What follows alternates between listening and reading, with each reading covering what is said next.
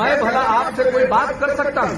आप इतने महान व्यक्ति हैं और आप किसके समर्थक हैं? मैं आपको डायरेक्ट पूछ रहा हूँ, आप जो जिनको राज मिला 15 साल तक पति पत्नी के राज में कितना अपराध होता रहा, आप उसको आप करिए, आप क्या भाषण दे रहे हैं? लाइव टीवी, सच सबसे आगे। नमस्कार, द लाइव टीवी देख रहे हैं आप और आपके साथ मैं हूं हर्षिता सिंह। एक बार फिर बिहार के मुखिया नीतीश कुमार खिसियानी बिल्ली की तरह गुस्सा करते हुए नजर आए हैं। भरे प्रेस कॉन्फ्रेंस में पत्रकारों द्वारा जब सवाल पूछा गया तो सवाल पूछने पर एकदम से आग बबूला हो गए और अपना आपा खोते नजर आए नीतीश कुमार। ऐसे चिल्लाने लगे जैसे कोई गलत सवाल कर दिया गया हो इनसे। एकदम से भड़क गए और पत्रकारों से ही उल्टा बहस लगाने लगे और फिर वही बात करने लगे जो अभी तक करते आ रहे थे कि 15 साल पहले क्या होता था, आप लोग किसकी तरफ से आए हैं सब पता है। उल्टे इल्जाम जो है वो पत्रकारों के मत्थे ही मरने लगे, चिल्लाने लगे। दरअसल हुआ क्या कि रुपेश सिंह जो कि इंडिगो एयरलाइंस के स्टेशन हेड थे, पिछले दिनों उनकी हत्या हुई और उस मामले ने मुख्यमंत्री नीतीश कुमार की जो मुश्किलें हैं वो और भी ज्यादा बढ़ा दी है। मीडिया और जनता के सवालों से सीएम साहब को अब बहुत ज्यादा गुस्सा भी आने लगा है। बिहार की राजधानी पटना में हुए इंडिगो एयरलाइंस कंपनी के स्टेशन मैनेजर रुपेश सिंह की हत्या को आज 3 दिन हो गए हैं, लेकिन हत्यारों का अभी तक कोई सुराग नहीं मिल पाया है, ना कुछ पता चल पाया है। इसे लेकर के सीएम नीतीश कुमार से जब सवाल पूछा गया तो वो बिल्कुल भड़क गए और नीतीश कुमार ने पलटकर उल्टा पत्रकारों से ही पूछ लिया कि आपको पता है तो आप ही बता दीजिए इन सारे सवालों के जवाब। पूछे जाने वाले सवालों को ही नीतीश कुमार गलत सवाल बताते हुए नजर आए। नीतीश कुमार का कहना है कि आपका जो सवाल है वो बिल्कुल गलत है, आपका सवाल अनुचित है। उनके पुलिस वालों पे सवाल उठाओ तो इन्हें सवाल गलत लगते हैं। उन्होंने साफ कहा कि आप जान लीजिए आप इस तरह से सवाल करके पुलिस को डिमोरलाइज कर रहे हैं। पुलिस पूरी तरीके से अपना काम कर रही है और भड़कते हुए उल्टा सवाल करने लगे पत्रकारों से ही कि आपको डायरेक्ट पूछता हूं मैं कि आप किसके समर्थक हैं। और गौर करके देख लीजिए कि आप अभी जो सवाल पूछते हैं तो 2005 से पहले क्या स्थिति थी, कितनी हिंसा थी, कितने अपराध हो रहे थे और आज वो क्या स्थिति है। अब आज क्या स्थिति है वो तो अभी पूरी चर्चा करेंगे, उसमें हम बातें करेंगे, लेकिन पहले आपको नीतीश कुमार का वो वीडियो दिखा दे कि आप देखिए कि कैसे चिल्ला रहे हैं सवाल पूछने पर नीतीश कुमार। आप अच्छी तरह जान लीजिए, जरा जा करके दूसरे राज्यों में भी चले जाइए। मैं भला आपसे कोई बात कर सकता हूँ? आप इतने महान व्यक्ति हैं और आप किसके समर्थक हैं? मैं आपको डायरेक्ट पूछ रहा हूँ, आप जो जिनको राज मिला 15 साल तक पति पत्नी के राज में कितना अपराध होता रहा, आप उसको आप करिए, आप क्या भाषण दे रहे हैं?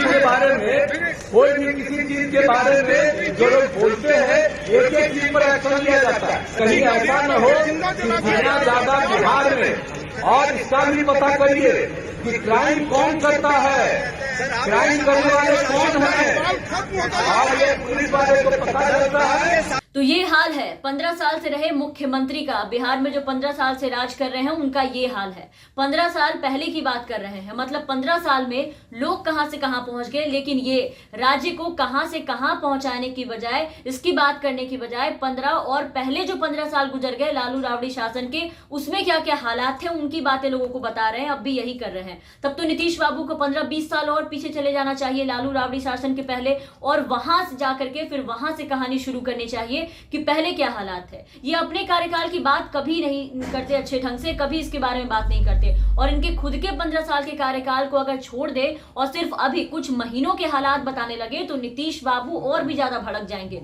रुपेश सिंह का जो मामला है फिलहाल बहुत ज्यादा गरमाया हुआ है प्रदेश में, इसको लेकर के लोगों में काफी ज्यादा गुस्सा है, काफी उबाल है। लेकिन इसके अलावा नीतीश कुमार के चौथी बार शपथ लेते के साथ से ही ये कारनामे अपराध के फिर से बेलगाम होते हुए दिखाई दिए। आपको याद होगा जब नीतीश कुमार चौथी बार शपथ ले रहे थे तो वैशाली से गुलनाज कांड निकलकर सामने आया था, और तब से जितने भी आपराधिक घटनाएं हुए हैं एक के बाद एक लगातार बहुत तेजी से होते जा रहे हैं, बढ़ते जा रहे हैं। उस हालात और उस स्थिति के बारे में नीतीश कुमार कभी चर्चा नहीं करते हैं। इन चंद महीनों में इनके शपथ लेने के बाद जो हालात हुए, इस जंगल राज की कहानी सुनते ही बौखलाहट इनकी तेज हो जाती है और चिल्लम चिल्ली करने में लग जाते हैं। और अभी 3 जनवरी की कहानी आपको बता दूं कि 3 जनवरी को मुजफ्फरपुर में एक किशोरी की के साथ रेप किया गया और फिर उसी के घर में उसे जिंदा जलाकर मार डाला गया। तो बिहार में लालू प्रसाद के कथित जंगल राज को हटाने के नाम पर बनी 2005 से चल रही सुशासन की सरकार में इन दिनों हत्या, लूट, रेप और भी कई आपराधिक घटनाएं जो हैं वो बिल्कुल बेलगाम हो गई हैं। इंडिगो एयरलाइंस के स्टेशन मैनेजर को गोलियों से भून दिया गया।